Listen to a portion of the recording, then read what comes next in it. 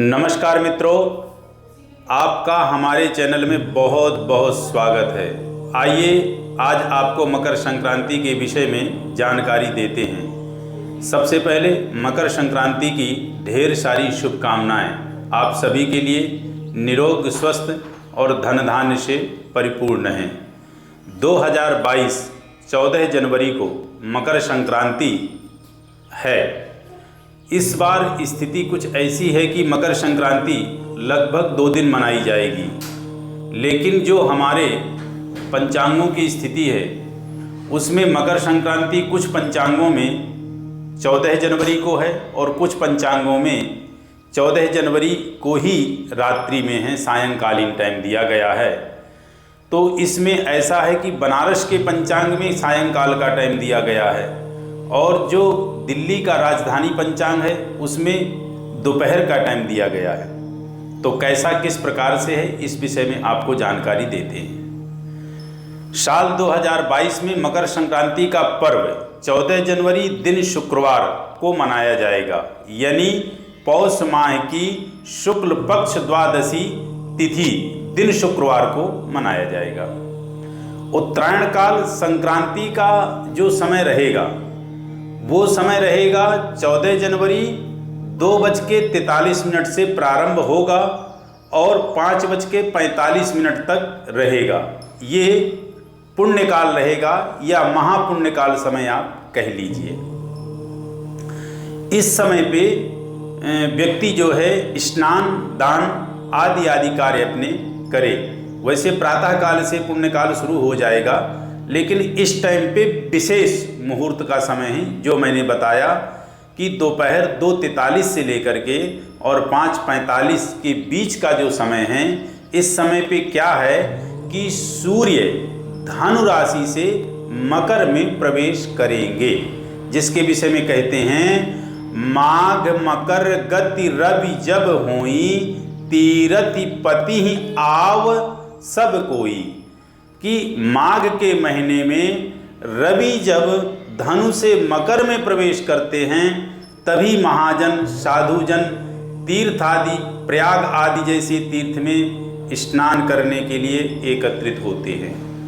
तो उस दिन यानी 14 जनवरी को 2:43 पे भगवान नारायण सूर्य अपनी राशि से अपने पुत्र शनि की राशि में प्रवेश करेंगे और यहाँ लगभग वो 2 महीने रहेंगे, क्योंकि सूर्य एक राशि पे 1 महीने विचरण करते हैं। वैसे संक्रांतियां तो 12 होती, जैसे 12 राशियां हैं मेष वृष मिथुन, उसी प्रकार 12 संक्रांति होती है। अब ये जान लीजिए कि संक्रांति इस वर्ष किस वाहन पे आई हैं और इस साल संक्रांति का क्या प्रतिफल है। तो इस वर्ष जो संक्रांति देवी आई हैं वो बाघ के वाहन पे आई हैं तथा संक्रांति देवी पीले वस्त्रों को धारण करके दक्षिण दिशा की तरफ को गमन करेंगी। तो दक्षिण दिशा को गमन करेंगी पीले वस्त्र को धारण किए, बाघ के वाहन में बैठी हुई हैं। तो इस वर्ष शत्रुओं का हनन होगा, विघ्न बाधाओं को नष्ट करेंगी। दिन शुक्रवार के दिन जो है संक्रांति आ रही हैं, तो माँ लक्ष्मी की असीम कृपा भी होनी चाहिए, ऐसा योग बन रहा है। तो संक्रांति के दिन आपका अब कार्य क्या है? कार्य ये है कि आप स्नान यदि तीर्थ आदि जल में करते हैं या कहीं नदी सरोवर में करते हैं, तालाब में करते हैं, तो वह भी अच्छा पुण्यकाल है, लेकिन विशेष पुण्यकाल तो तीर्थ का ही होता है। जो लोग तीर्थ स्थान में या किसी ऐसे स्थान में नहीं जा सकते, नदी है या सरोवर है या कहीं पे तालाब आदि पे नहीं पहुंच पा रहे हैं, तो वो अपने घर में ही जल में गंगा जल डाल लें, तिल डाल लें और थोड़ा सा गुड़ भी डाल सकते हैं। ये डाल करके वो स्नान करें तो उनको वही फल प्राप्त होगा जो पुण्य स्थान में जा करके स्नान करने का फल प्राप्त होता है, यानी तीर्थ स्थान में जा करके जो स्नान करने का फल प्राप्त होता है। तिल विशेष महत्व है, गंगा जल और तिल ये डाल के स्नान करें, इसका विशेष महत्व है। मकर संक्रांति पे भगवान नारायण सूर्य की और भगवान विष्णु की पूजा विशेष होती है। ये व्रत भगवान सूर्य नारायण को जाता है और सूर्य नारायण को अर्घ आप उस दिन दें। गुड़ और तिल खाएं और मूंग के दाल और चावल की खिचड़ी बनी हुई खाएं। इसका विशेष महत्व है।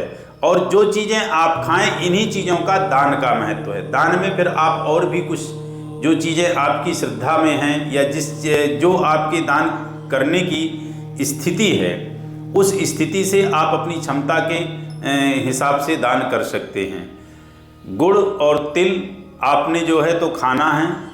खिचड़ी मूंग की दाल और चावल की है और उसके साथ साथ जो है भगवान सूर्य नारायण को अर्घ देना है। तो सबसे पहले आप स्नान करें। स्नान में गंगा जल तिल डाल करके स्नान करें। स्नान करने के पश्चात आप तांबे के पात्र में गंगा जल, गुड़ और गुलाब का फूल डाल के, थोड़ा सा गुड़ और गुलाब का फूल डाल के नारायण आदिदेव भगवान सूर्य को अर्घ दें।